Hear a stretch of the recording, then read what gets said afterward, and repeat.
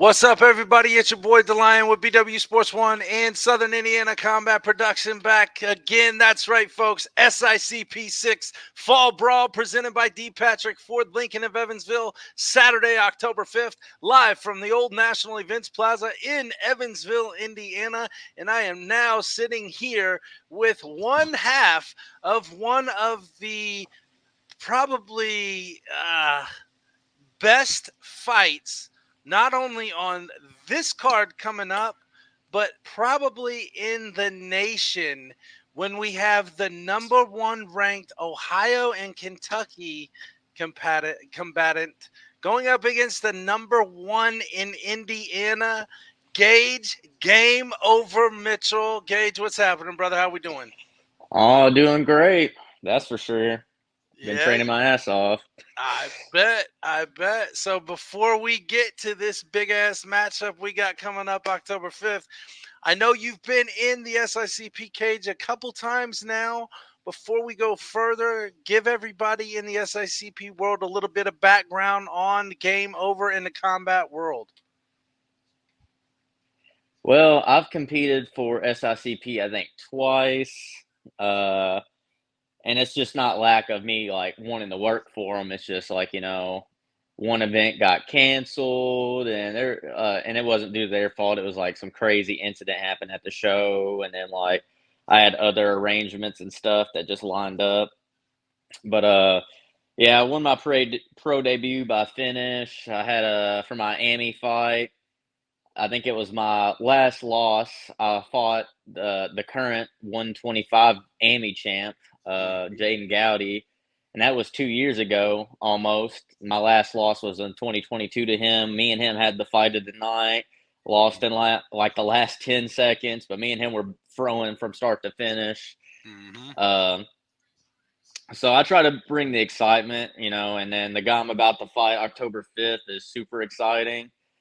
So I've been working my butt off for this one, and I've just got in my head, I won on UFC Fight Pass not too long ago in April. I fought Angelo Pettis from Rufus Sport for Anthony Pettis Fighting Championship. He's a third generation Pettis, and I beat him.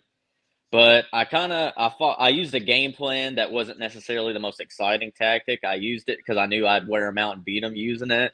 Mm-hmm. But nowadays, with my teammate Nathan Manis getting cut from the UFC and stuff, like the UFC and these major promotions don't care really about like wins and losses as much as they care about excitement. Like so, this fight is not only a big deal because we got a lot of eyes on it, and we're fighting for all the marbles. We're fighting for the pro belt. We're fighting for the number one spot, but we're fighting for the fans. Like we're both going in here looking to finish each other, and we're looking to be exciting while doing it. So like I use my wrestling a lot, but I'm about to show off some of my Muay Thai. I'm undefeated in Muay Thai.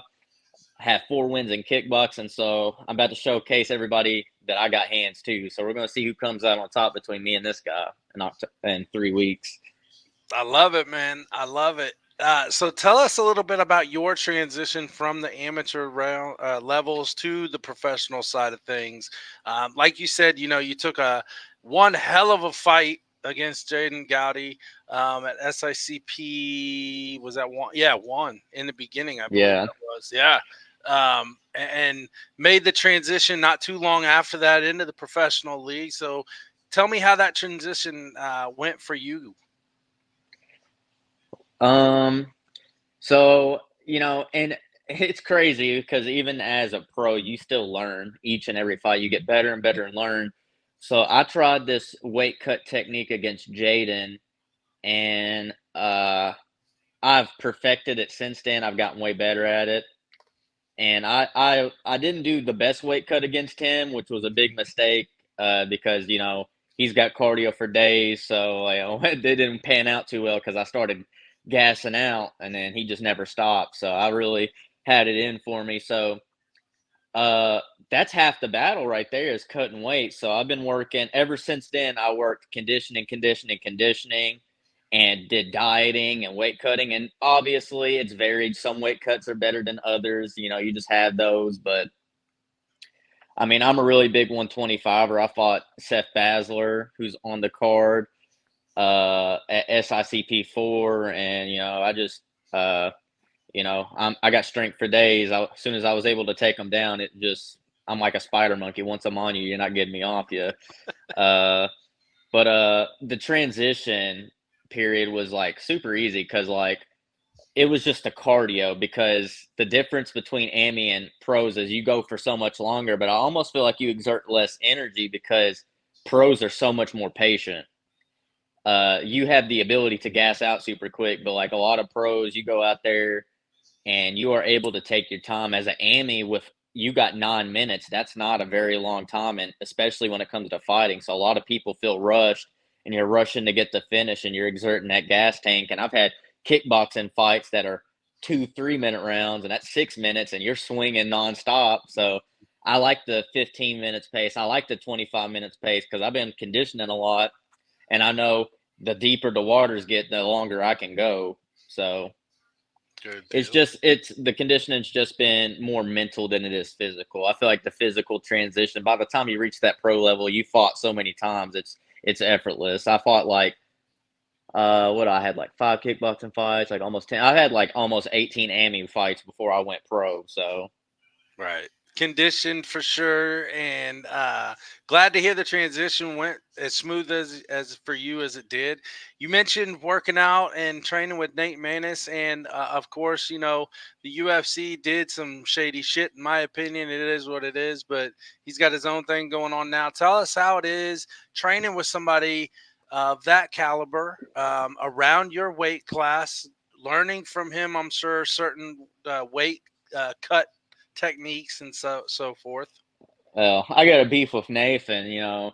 I tried his weight cut technique because he's way bigger than me. I'm like 5'6", 5'7". I walk around about 150. This dude's like a freak. He's like 5'9", 5'10", walks around 170, fights at 125. I tried his weight cut technique. I was like, "Whoa, you said it was pretty smooth. Let me try it out." I said, Nathan, I'm not built for that, bro. I said, yeah, I was messed up for like 8 weeks after my last fight when I Oh cut weight damn! like that. So yeah, I will not be trying out his technique again.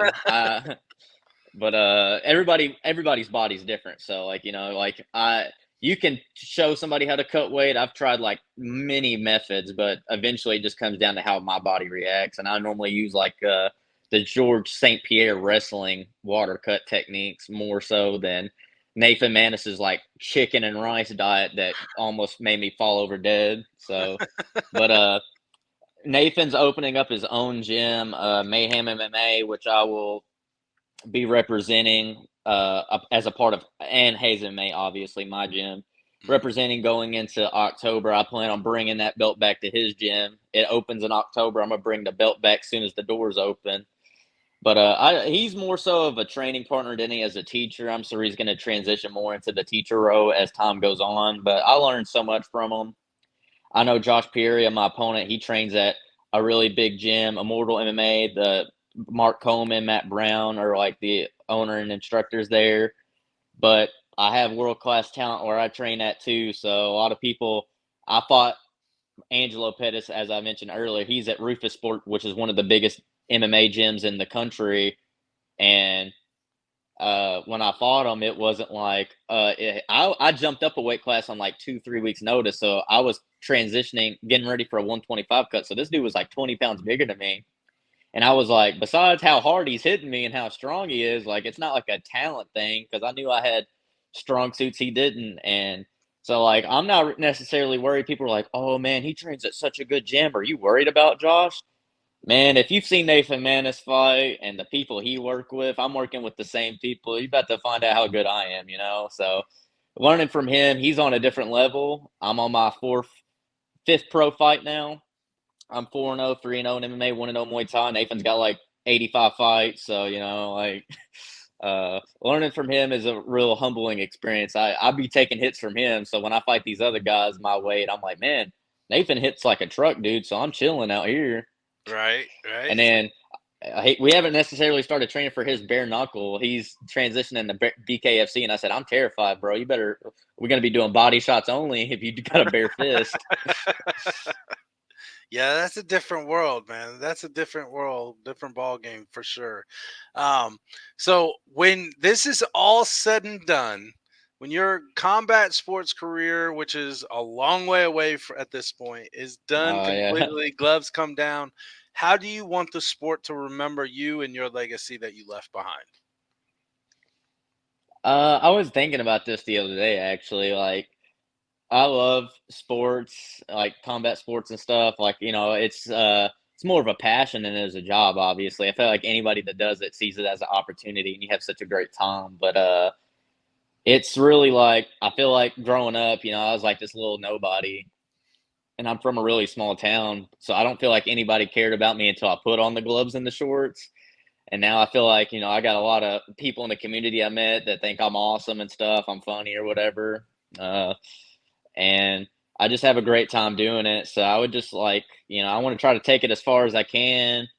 And I just want them to remember me as that guy that came up from nothing and just is a great overall dude because, you meet fighters and stuff like Nathan Maness, one of the most humble guys you meet, dude. Like, there's so many fighters out there that are famous and great people. Mark Coleman, for example, I think he's the special guest for the event. Mhm. He's, one of the managers and people that run my opponent's gym. But like his like parents or grandparents were in a fire, he went in there, saved them. We ain't normal people. It takes a special person to go out here and do what we do. So I just want people to remember me for like the man behind the fighter. Like, Gage is a cool guy and he's exciting to watch. SpongeBob tattoos, pink shorts, whatever.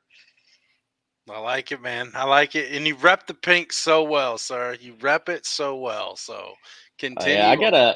I got a grappling match next week. I think I'm gonna bust out a funny outfit for that one. I'm trying to get ready for my fight coming up, so I'm gonna be wearing like black leggings and a pink Power Rangers outfit. So be ready for that. That's gonna be Ah, funny. I can't wait to see that one. So, well, before I let you go, man, you got to give any shout outs you have to all the sponsors, lovers, haters, fans, friends, family, you name it. Shout them out, brother. All right. Well, I got tons of sponsors right now, but I'll say one big sponsor in particular that Josh Cherry is probably familiar with is Different Breed Clothing. They're sponsored by Trey Wills, and that was a former opponent of Josh Pierre. The fight didn't work out, but he's very familiar with him. They hate each other, so I'm going to be repping him for this fight. I think it's going to be very funny and cool. So, but and then obviously Mayhem MMA, Nathan Manis, Nice Guy Submission. I've been working a lot of jiu-jitsu with them. Hayes MMA, my gym. Family, friends, everybody getting me prepared for this. And then obviously all glory to God. Wouldn't be where I am without him. And I feel like you're about to see, obviously I got my giant tattoo I touch every time before I fight.